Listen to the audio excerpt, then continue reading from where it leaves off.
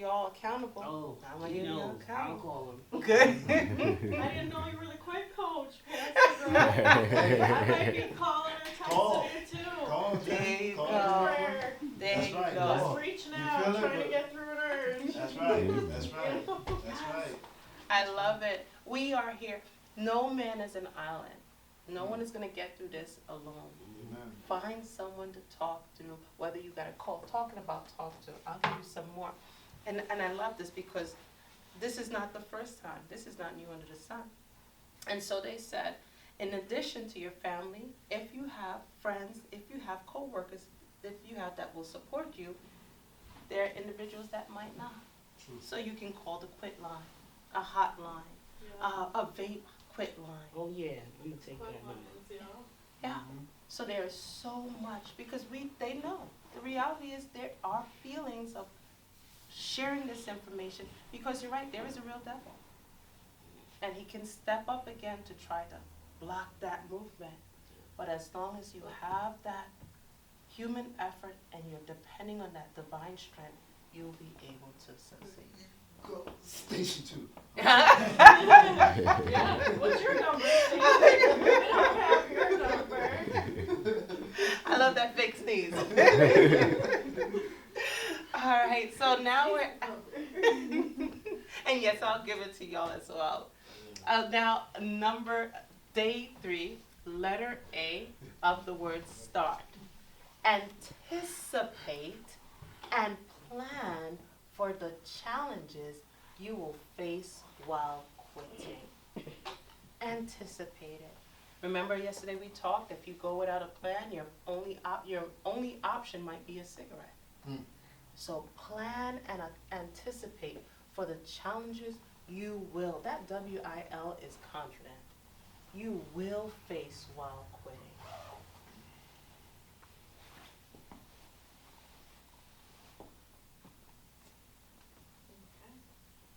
What does that mean? Expecting, someone please read this for me.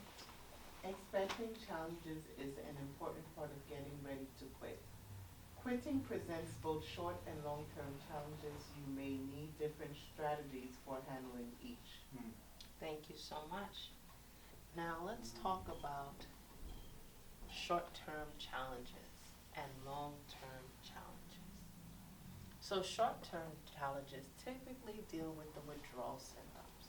Difficulty quitting is often a result of withdrawal symptoms. And we talked about it yesterday that within the first 2 months, individuals that tend to go back to smoking or vaping is within that 2 months period, oftentimes because of the withdrawal symptoms.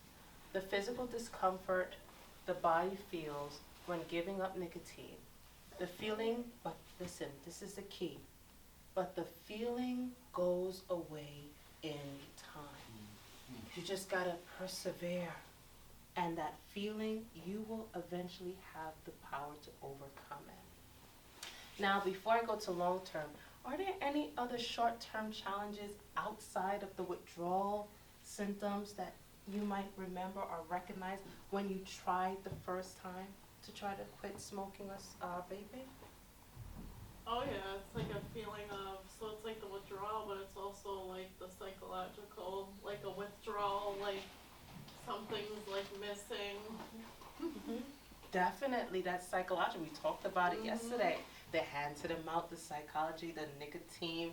Yeah, those are the things that keep us, those challenges we need to prepare for during the short-term challenges. Anyone that you come to your mind, Lorraine? Stress. Stress. Yeah. Yep. When I feel like that, I start thinking about my relatives, the ones that passed on.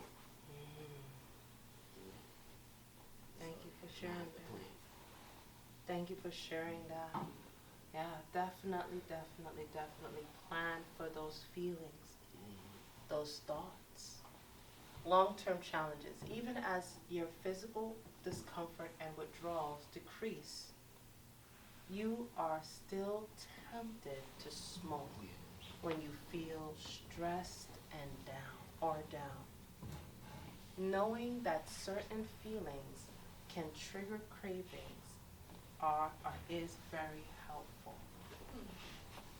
Certain feelings can trigger cravings.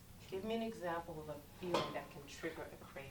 The stress, Stress, the anger, anger, anxiety, anxiety, agitation. agitation, loneliness, depression. All of these feelings can trigger a craving for a cigarette. Boredom. We saw that yesterday, right? That was part of our list. These are our triggers. We must anticipate them and plan for them. And remember what you wrote yesterday.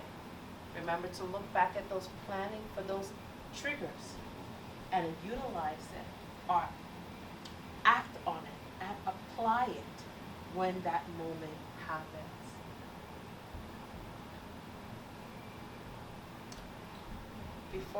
Let me go back here for a moment. Most people who have a hard time quitting and resume smoking do it within the first 2 or 3 months after quitting, or after trying to quit. To understand your long-term challenges, start by examining your smoking habits.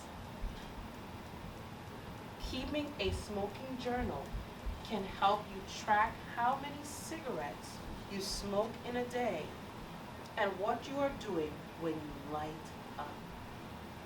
Check for patterns in your smoking. You may find triggers you were not even aware of.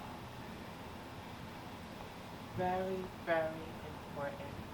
Your habits, your patterns, your triggers, anticipate them and prepare for them.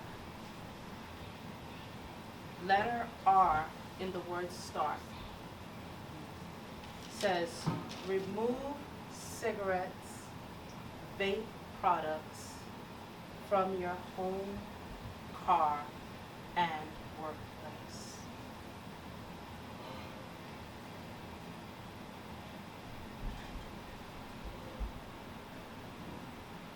What other location did I miss from this list?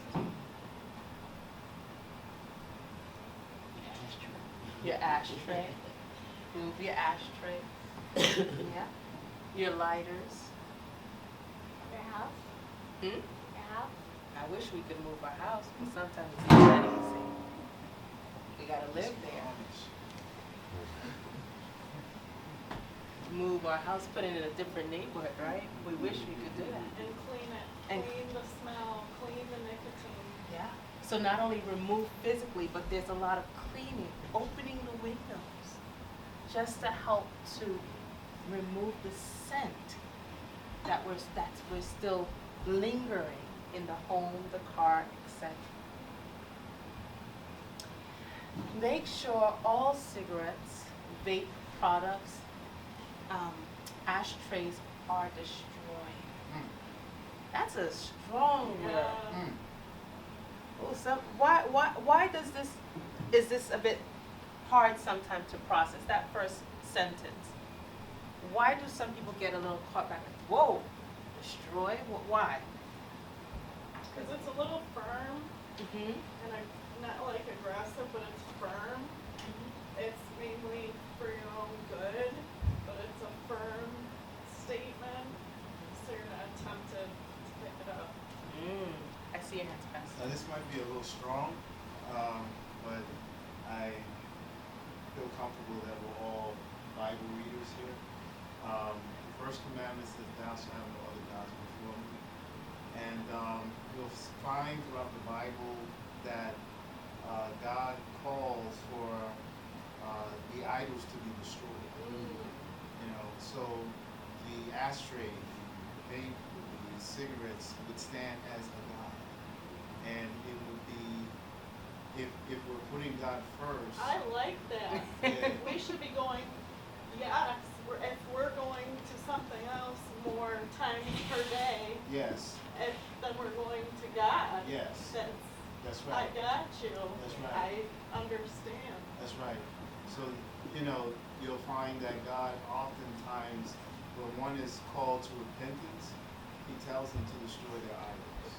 to destroy, to cast them down, to, you know, get rid of them. And so in like fashion, like even in, trying to remember the story, but anyway, you get the concept. Awesome. Thank you, Pastor. Lorraine, did you want to comment on that? No, he said it. He said it? The angle, I also hear, these things are expensive. Yeah. I'm gonna waste all that money by destroying those products. So what becomes outside of the cigarettes, the vapor, the ashtray, what else becomes an idol at that moment when someone says it's expensive? The money. Money. So they begin to bargain, denial, trying to hold on to those things, not realizing it's part of that Nice. that change, that fighting the old way, the new way, and trying to go back to the old way. That's your body's mechanism to try to hold on to its addiction. Do not keep any in your possession. Now we talked about having a plan, because that's a big step. So you need to plan and prepare, because that's part of the journey. Remove as many triggers as possible. Do not keep any in your position. Get rid